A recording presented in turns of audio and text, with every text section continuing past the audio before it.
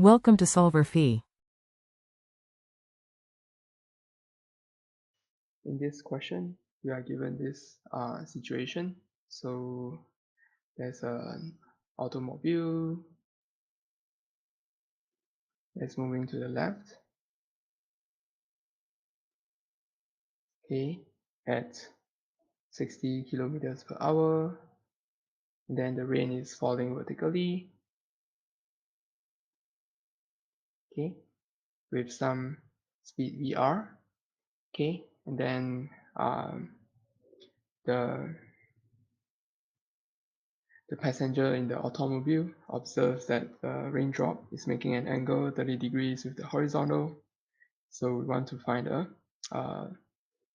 velocity of rain, okay, assuming that it falls vertically. Okay, so this is a relative motion problem. So to do this, it's better to first write down the velocities, relevant velocities in vector form. Okay, the velocity of the car is negative 60. I had kilometers per hour. It's moving to the left. And then the velocity of the rain is downward with speed VR in the j hat direction. Okay, and then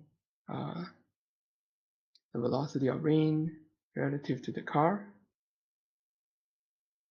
Okay, so this is equal to VR minus VC. Okay, to this you get 60 I hat minus VR j hat kilometers per hour. Okay, and then we know that the angle. Okay, so from this given this vector, we know that this is how the vector will look like.